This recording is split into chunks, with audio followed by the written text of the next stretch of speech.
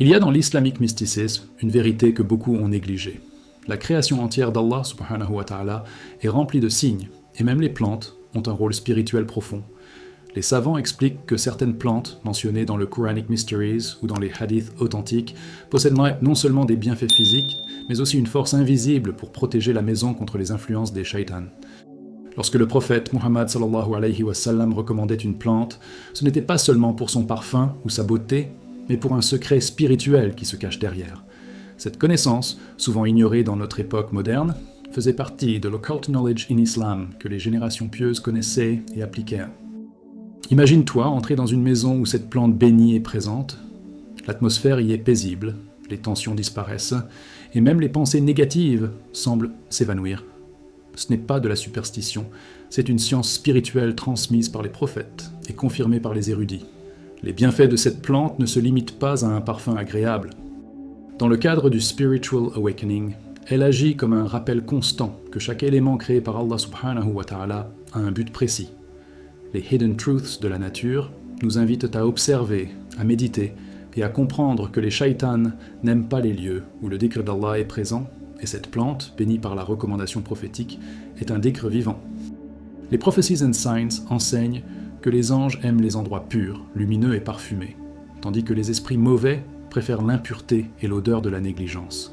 En plaçant cette plante dans ta maison, tu fais plus qu'embellir un coin de ton salon. Tu déclares symboliquement que cet espace est réservé à la miséricorde divine. Et cette déclaration silencieuse a un poids spirituel immense. As-tu déjà ressenti ce calme inexplicable en entrant dans une maison où tout semble en harmonie ? Ce n'est pas un hasard. Cette pratique trouve ses racines dans l'islamique philosophie, où chaque élément du monde créé a un rôle dans l'équilibre spirituel et matériel de l'homme.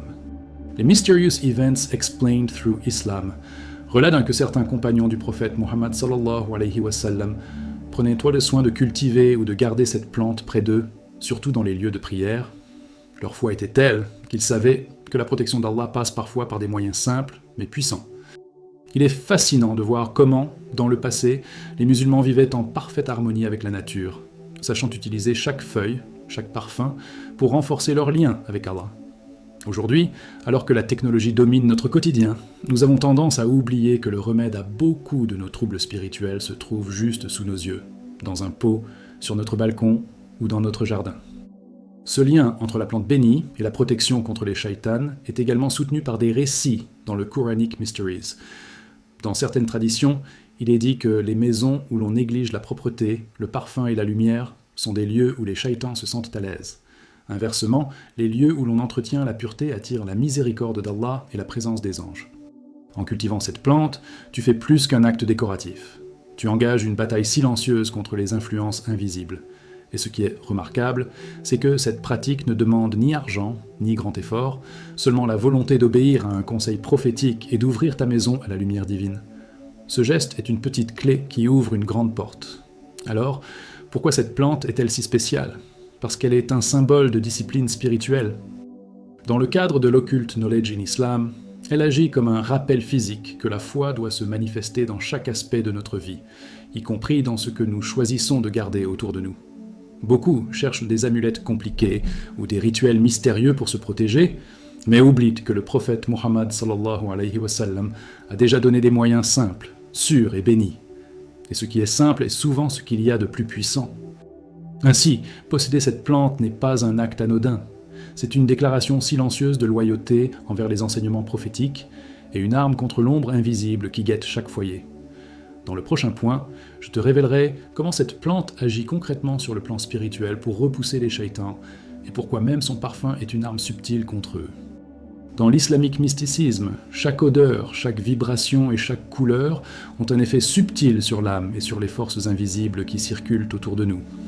Cette plante bénie, recommandée par le prophète Muhammad sallallahu alayhi wa sallam, possède un parfum naturel que les shaitans détestent. Les savants expliquent que certaines senteurs, lorsqu'elles sont pures et agréables, agissent comme une lumière qui brûle l'ombre. Ce parfum agit comme un bouclier invisible, repoussant les esprits mauvais et créant un environnement où seule la miséricorde d'Allah subhanahu wa ta'ala peut demeurer.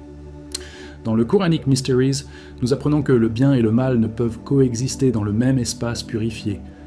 C'est pourquoi cette plante devient plus qu'un simple élément décoratif. elle est un gardien silencieux. Ceux qui l'ont essayé témoignent d'un sentiment de paix et de sécurité presque immédiat. Le spiritual awakening ne se limite pas à la prière et au jeûne. Il s'agit aussi de purifier l'environnement dans lequel on vit. Les Hidden Truths enseignent que les shaitans ne supportent pas la combinaison de la pureté physique et du rappel constant d'Allah. Cette plante, par son parfum et sa bénédiction prophétique, apporte exactement cela.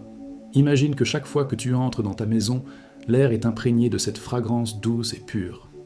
C'est comme si chaque respiration devenait un dhikr silencieux, un rappel de ton engagement envers Allah subhanahu wa ta'ala.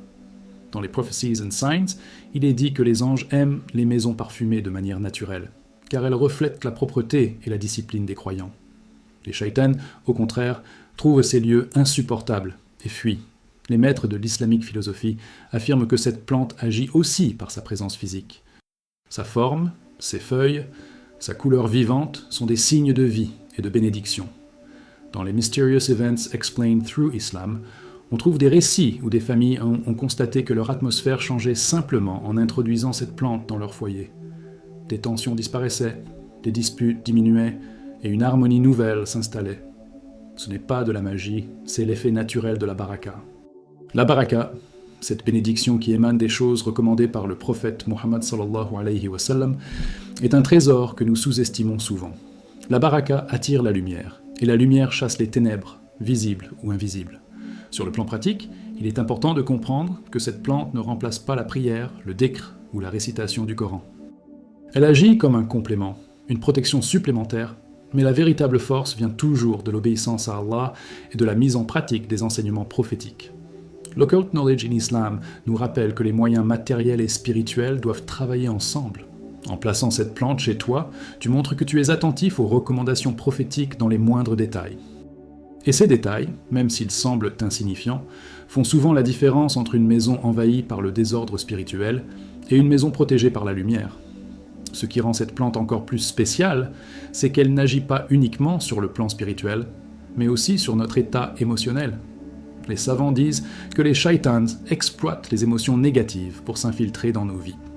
Or, le parfum et la présence de cette plante apaisent le cœur et clarifient l'esprit, coupant ainsi l'accès à ces influences.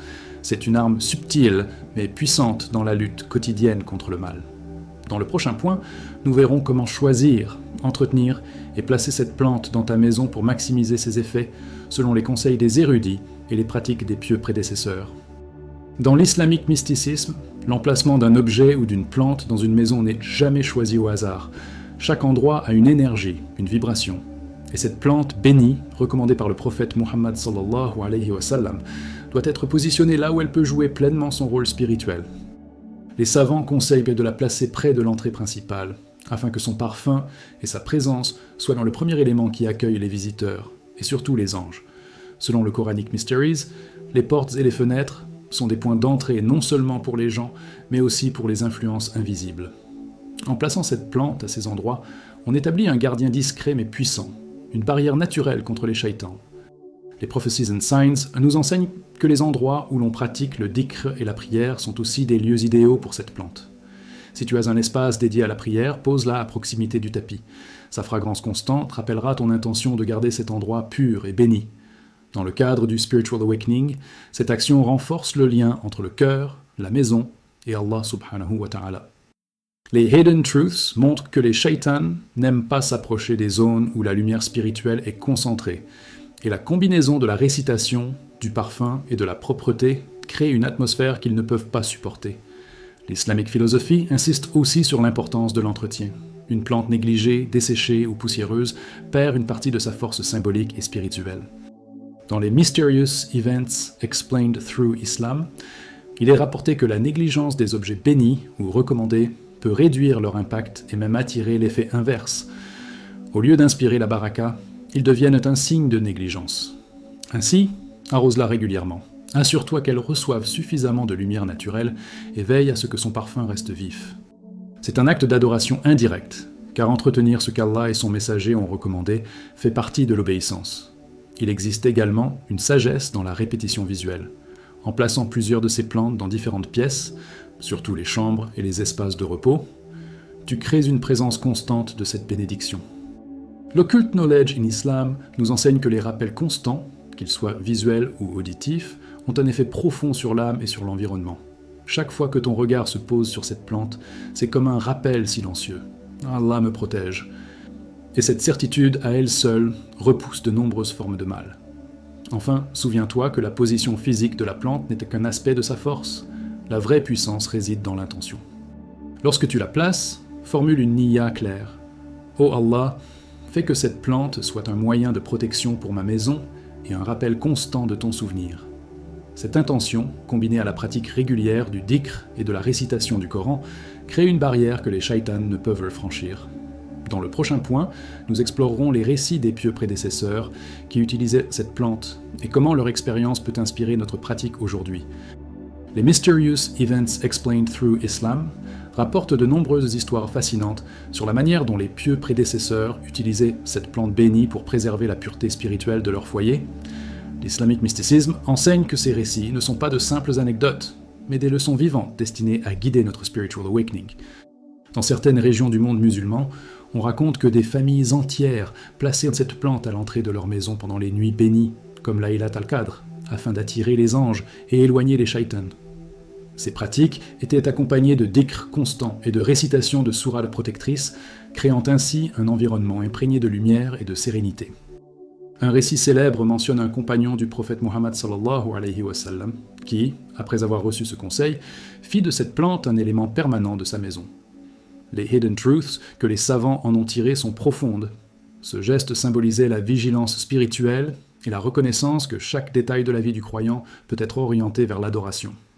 Ce compagnon affirmait que depuis qu'il avait placé cette plante chez lui, les disputes familiales avaient diminué et la paix régnait. Cela illustre comment l'islamic philosophy nous invite à harmoniser l'intérieur de notre maison avec l'intérieur de notre cœur.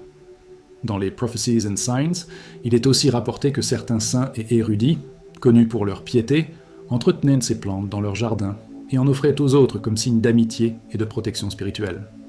Ce geste simple portait une signification immense, offrir non seulement une plante, mais aussi une baraka, un lien de bénédiction qui perdure dans le temps.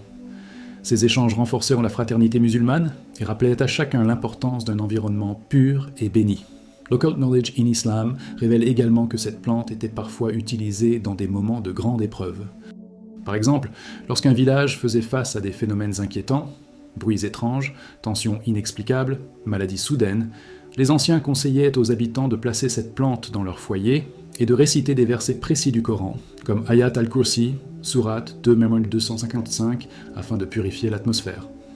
Cette combinaison de moyens spirituels et physiques reflète la sagesse islamique.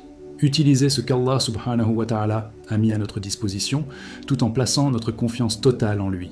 Ces récits ne sont pas destinés à être de simples histoires du passé, mais à être revécus et appliqués aujourd'hui.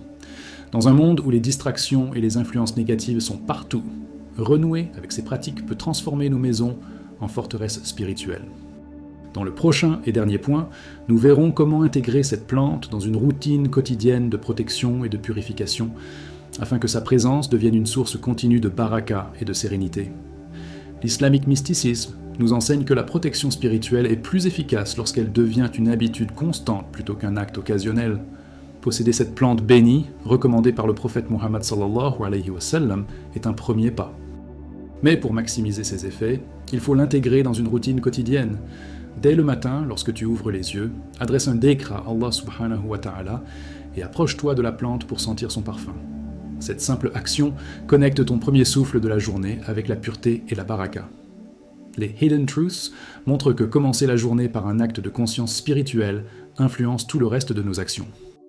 Le spiritual awakening n'est pas seulement une illumination soudaine, il se construit par de petites disciplines quotidiennes. Arrose la plante en récitant une sourate protectrice comme Al-Ikhlas, Al-Falaq ou An-Nas. Cette combinaison d'actes physiques et de récitations sacrées scelle une barrière invisible autour de ta maison. Les Prophecies and Signs rappellent que chaque action accomplie avec la bonne intention est récompensée et qu'Allah accorde sa protection à ceux qui persistent dans le bien, même dans les gestes les plus simples. Ce rituel transforme un acte d'entretien en un moment de connexion intime avec ton Créateur. L'islamique philosophie souligne aussi l'importance de partager la baraka. si tu possèdes plusieurs plantes, ou si ta plante principale s'épanouit, offre un bout ou un plan à un proche. Dans les Mysterious Events Explained Through Islam, on trouve des histoires de bénédictions qui se multiplient lorsqu'elles sont partagées. Offrir cette plante, c'est offrir un bouclier spirituel, et cet acte renforce les liens de fraternité musulmane. Les shaitans cherchent la division, mais la baraka crée l'unité. Il est aussi conseillé, selon l'Occult Knowledge in Islam, de placer la plante au centre de certaines séances de récitation collective, comme lors des invocations en famille ou des études coraniques. Cette pratique amplifie son rôle de rappel et de protection. Les érudits expliquent que les lieux où l'on se réunit pour se souvenir d'Allah deviennent des points de lumière visibles dans le monde invisible. La plante, dans ce contexte, devient un symbole vivant de cette lumière. Enfin, souviens-toi que cette plante n'est pas un talisman magique, mais un moyen béni qui doit toujours être accompagné de tawakkul, la confiance totale en Allah subhanahu wa ta'ala. En l'intégrant dans ta routine, tu ne mets pas ta foi dans la plante elle-même, mais dans celui qui l'a créée et qui l'a rendue bénéfique. Dans la conclusion, nous réfléchirons ensemble à la signification profonde de cette protection et à la manière dont elle peut transformer non seulement nos maisons, mais aussi nos cœurs. Et toi, connaissais-tu déjà cette recommandation prophétique ? As-tu déjà vu des changements spirituels dans ta maison après avoir suivi un conseil semblable ? Partage ton expérience dans les commentaires, car ton témoignage pourrait aider un frère ou une sœur dans la foi à protéger son foyer. Abonne-toi dès maintenant à Les Voix de la Lumière et active les notifications pour ne manquer aucun de nos prochains contenus révélant des Hidden Truths et des Mysterious Events Explained Through Islam. Sur l'écran, tu verras notre prochaine vidéo, un enseignement puissant qui complète ce que tu viens d'apprendre aujourd'hui. Clique dessus et continue cette quête vers un foyer empli de baraka et de protection divine. Qu'Allah subhanahu wa ta'ala t'accorde sa lumière et sa miséricorde. À très vite sur Les Voix de la Lumière.